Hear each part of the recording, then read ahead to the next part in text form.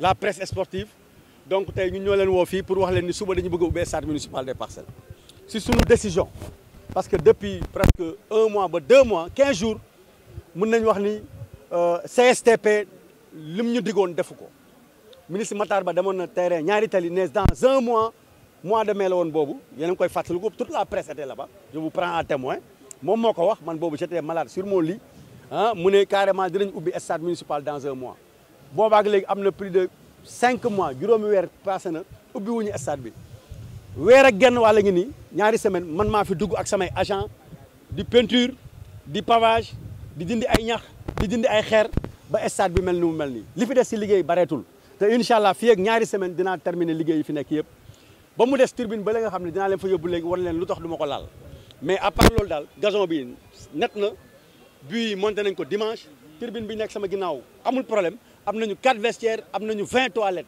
publiques pour le public donc gëm naa ni jeunes yi mën nañ ñëw jouer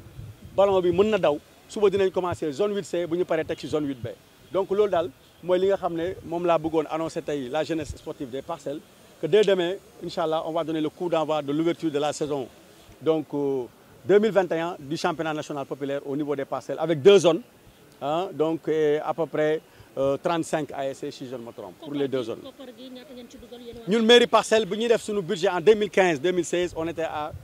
480 millions si li ñu fay ci li ñu def fii ci étude ci ay décomptes yu ñu fay ci stade bi te gëm naa ne dina yegg 500 millions parce que équipement fitness bi ñun ñoo ko commandé barrières yi ñun ñoo ko commandé caméra de surveillance yi ñun ñoo ko commandé carrelage bi ngay gis nii sax presque fay naa ci 3 millions ci ñaari semaines yi. entretien doon na loo xamante ne problème la fii Sénégal ba xam ndax yéen a ngi ci bàyyi xel ci stade bi. waaw lu ñu décidé mooy d'abord dama koy wax gestion bi fii déjà dinaa leen présenter tout à l'heure l'équipe qui va gérer le stade municipal ay jeunes lañu yu dëkk Parcelles ay jeunes yu jàng yu bokk ci mouvement associatif bi une équipe de 11 personnes ñoo xam ne mouvement bi xam nañ leen ñoom lañ dénk stade bi donc avec un directeur jusqu'au dernier agent bu ñu paree ñu signé contrat ak Galaxy bu Salif Diao pour mu defal ñu entretien stade bi donc contrat bi nag contrat test lay nekk de prestation test la d'accord nañu ma ak moom ñu def contrat test ñu xool maintenant xam ngeen ni élection lañ jëm donc après élection yi équipe bu bees bi di ñëw donc dinañ xool ndax dañuy continuer wala duñu continuer voilà mais pour le moment daal fii ba janvier avec Salif Diao nous comptons qu'il nous supervise donc la gestion du stade municipal en termes de gazon en termes de lampadaire d'éclairage et cetera. waaw fii Dakar moom vraiment club yëpp bëgg nañ ñëw football. Jaraaf Douane Gorée tous les grands clubs de la Ligue 1 Ligue 2 les centres de football Oslo ñëpp jot nañ daal à peu près une 50aine de lettres même les banques les sport travaillistes ñoom ñëpp nee nañu fii lañ bëgg a ñii nee nañ fii lañ bëgg a entraîner ñii nee nañ fii lañ bëgg a entraîner jouer et cetera am na ñoo xam ne nee nañ fii lañ bëgg a def seen siège donc loolu nag sant yàlla loolu day wane ni Parcelles dina gën a am visibilité dina gën a am vitrine loolu aussi lu ñuy nangu la Parcelles yàlla moo ko may tur boobu donc mais quand même non amul choisir il y aura un cahier de charge ku ko remplir nga jël ku ko remplir mënoo accéder. mais les vétérans nag monsieur le maire. les vétérans ci lañ bokk. voilà ak les comédiens et les artistes. mais les vétérans dañuy jouer stade de football dimanche matin. non loolu ay détails la comité de gestion bi dina ko gérer voilà merci. Merci beaucoup. Bon, Merci. Présentons nos sincères salutations et remerciements au maire Moussa Sy. Au-delà aussi du sport qui nous réunit ici aussi, à chaque fois, il a été à côté des 2 zones, sur le plan physique et financièrement aussi. Donc, au nom du président de la zone 8B, aussi au nom du président de la 8C, nous vous présentons nos félicitations, mais aussi à ton conseil municipal. Nous vous remercions. Merci beaucoup. 2014-2021, l'année dernière, la Covid nous a beaucoup perturbés. Il n'y a pas eu de compétition, mais en dehors de cette année, nous avons été à côté, devant, derrière le mouvement associatif. Nous les avons accompagnés. Nous avons distribué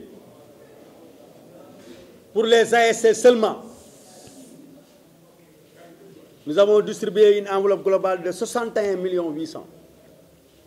2014, les ASC Magdan,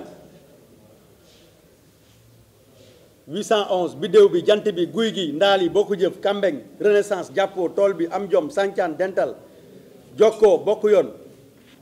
HLM Grand Médine Manko Yëngu Leen Pastef ont reçu 2 fois dans l'année 2014 avant acte 3 300 000 après acte 3 300 000 ça fait